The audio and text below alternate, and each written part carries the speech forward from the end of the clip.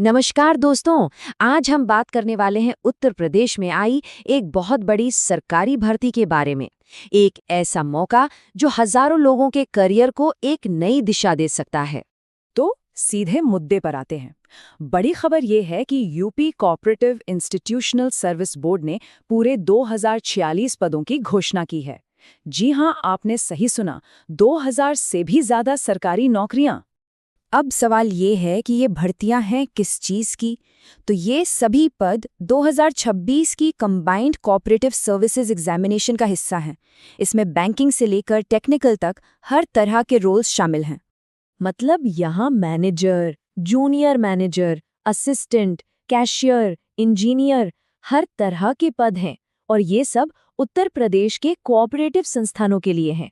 सच में ऐसा लगता है कि लगभग हर किसी के लिए कुछ न कुछ जरूर है। ठीक है, तो अगर इसमें दिलचस्पी है तो सबसे पहली और सबसे जरूरी चीज वो है डेट्स। आइए उन खास तारीखों पर एक नजर डालते हैं जिन्हें अपने कैलेंडर पर मार्क करना ही होगा। यहाँ पर थोड़ा ध्यान देना होगा क्योंकि एप्लीकेशन विंडो ज़्यादा लंबी नहीं है। 25 अप्रैल 2026 से ये शुरू होगी और 15 मई 2026 को ख़त्म हो जाएगी। मतलब वक्त काफ़ी कम है, तो इस मौके को हाथ से जाने मत दीजिएगा। अच्छा, बात करते हैं एप्लीकेशन फ़ीस की। जैसा कि आप देख सकते हैं, जनरल और ओबीसी के लिए ये 500 रुपये है। वहीं अगर आप यूपी के एससी या एसटी हैं तो ये 250 रुपये हैं। और दिव्यांगजन के लिए कोई फीस नहीं है, जो कि बहुत अच्छी बात है। और हाँ, पेमेंट भी ऑनलाइन ही करनी होगी। तो ठीक है, डेट्स पता चल गई, फीस भी। अब सबसे बड़ा सवाल, अप्लाई कौन कर सकता है? चलिए अब एलिजिबिलिटी पर नजर डालते हैं। बात करें अगर एज लिमिट की, तो ये 1 जनवरी 2026 के हिसाब से देखी जाएगी। कम से कम उम्र होनी चाहिए 21 साल और ज्यादा से ज्यादा 40 साल।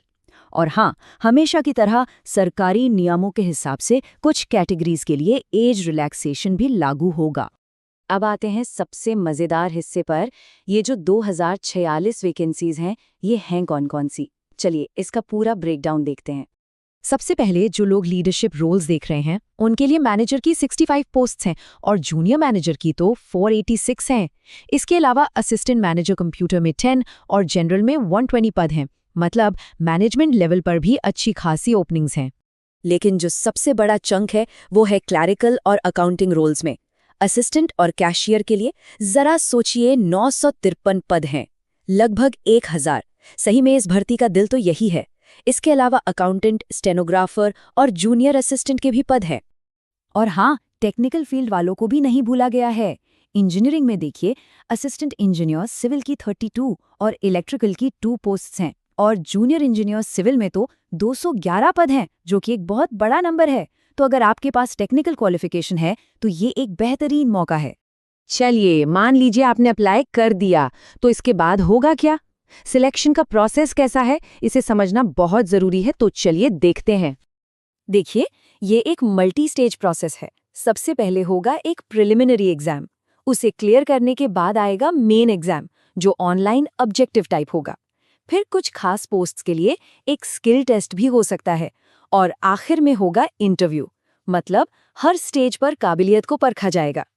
तो क्या आप तैयार हैं इस प्रोसेस के लिए? अगर हाँ, तो सबसे जरूरी सवाल, असल में अप्लाई करना कैसे है? चलिए अब एप्लीकेशन प्रोसेस को स्टेप बाय स्टेप समझ लेते हैं, ताकि फॉर्म भरते समय कोई भी गलती ना हो। पूरी प्रोसेस ऑनलाइन है। सबसे पहले ऑफिशियल वेबसाइट पर जाकर नया रजिस्ट्रेशन करना है। आपको एक रजिस्ट्रेशन नंबर और पासवर्ड मिलेगा, उसे संभाल कर रखना है। इसके बाद अपनी फोटो, साइन और दूसरे जरूरी डॉक्यूमेंट्स अपलोड करने हैं। फिर ऑनलाइन फीस पेमेंट करनी है और फाइनल फॉर्म को अच्छे से चेक करके सबमिट कर देना है। और हाँ, आखिर में कंफर्मेशन पेज का प्रिंट आउट लेना बिल्कुल मत भूलिएगा। तो अब सोचने वाली बात यह है कि इन 2046 मौकों में से आपके करियर के लिए सबसे बेस्ट कौन सा है? चाहे बैंकिंग हो, मैनेजमेंट हो या फिर इंजीनियरिंग, मौके बहुत सारे हैं। थोड़ा समय निकालिए और अपनी स्किल्स के हिसाब से सही पद को पहचानिए। पूरी अधिसूचना का लिंक डिस्क्रिप्शन में उपलब्ध है।